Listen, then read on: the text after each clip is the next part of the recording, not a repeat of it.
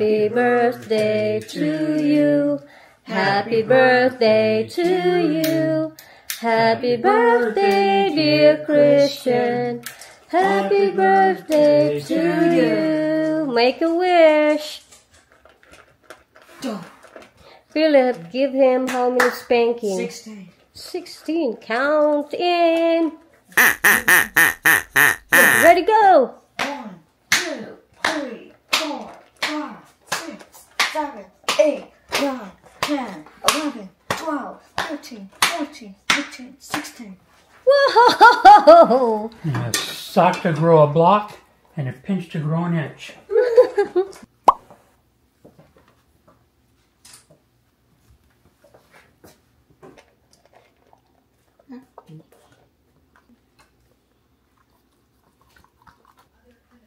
Buddy!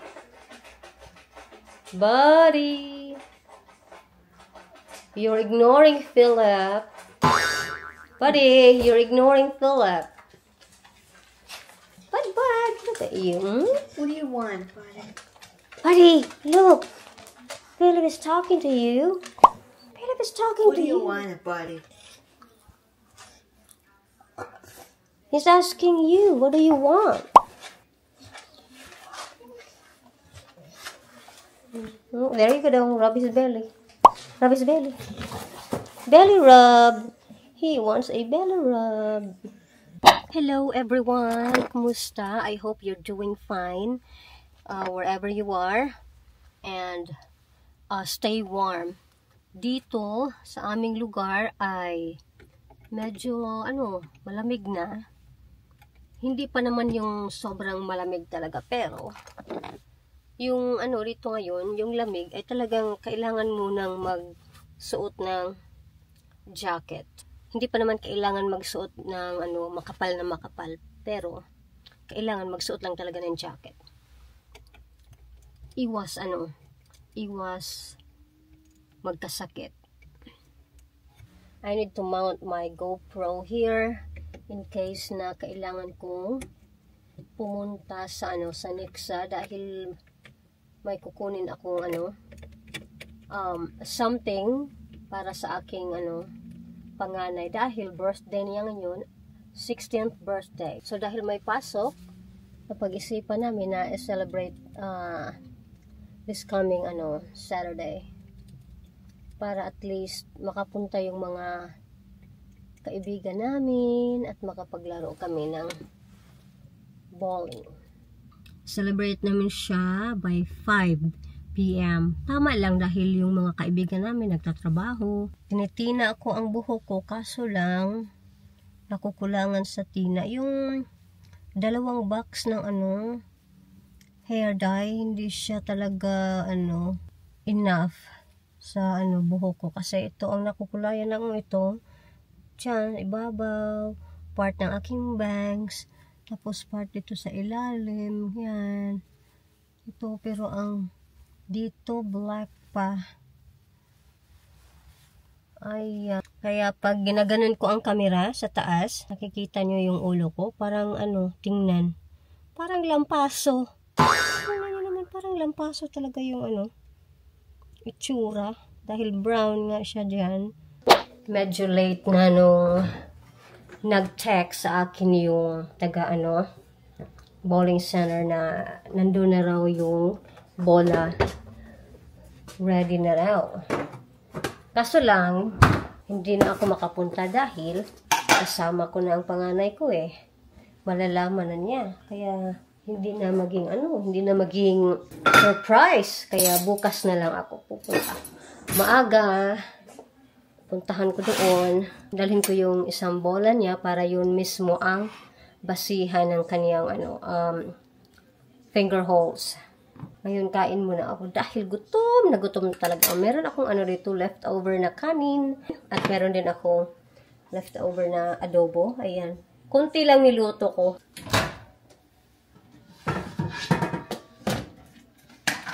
So ayan, leftover na rice and adobo. Alam niyo naman, tayo mga Pilipino ay hindi tayo nagsasayang. Walang Walang masayang sa atin.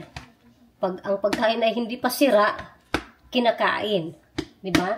Pag ang iinumin naman ay hindi pa sira, iniinom. Ganyan tayo eh.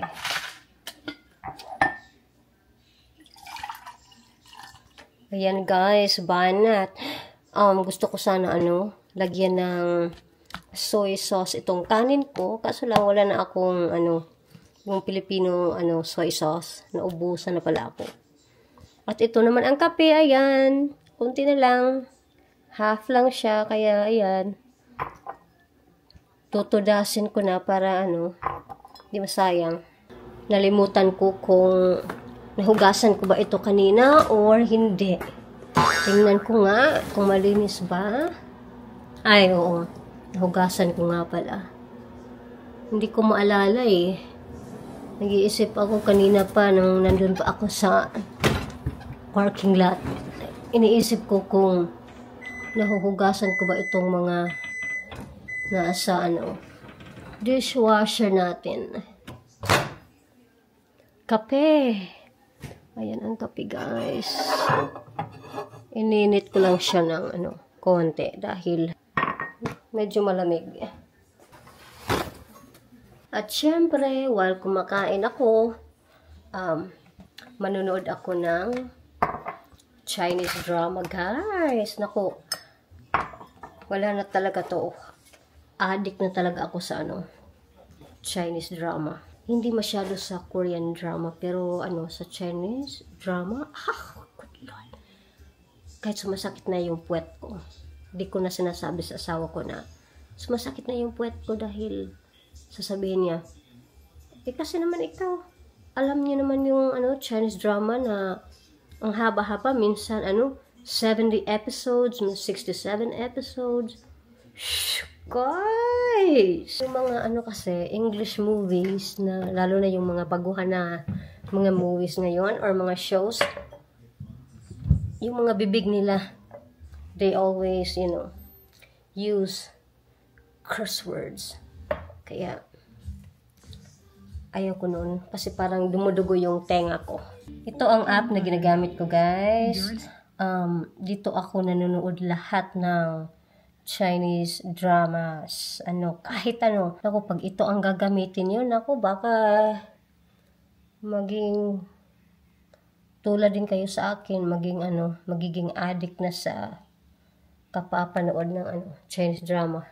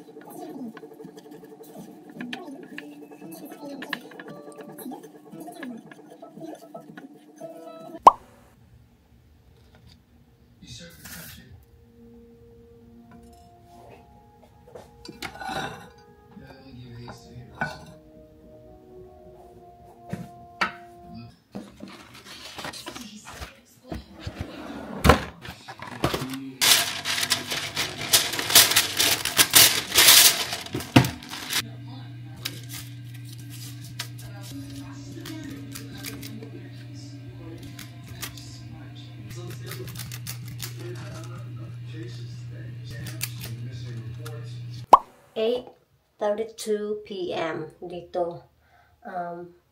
Ayun, nasa kwarto na yung dalawa kong anak. Matutulog na sila dahil may pasok bukas.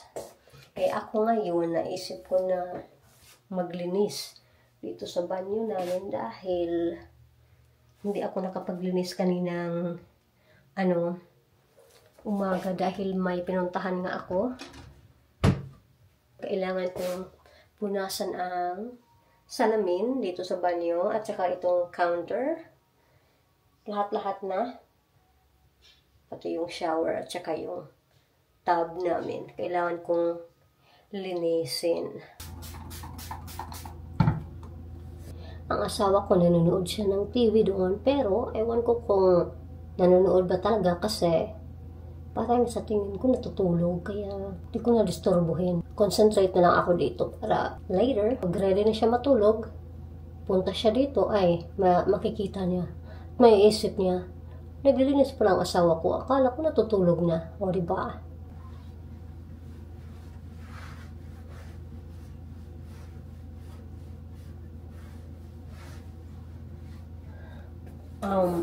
Ginagamit ko pala ditong panglinis, ano siya, tubig, white vinegar, tapos dishwashing liquid.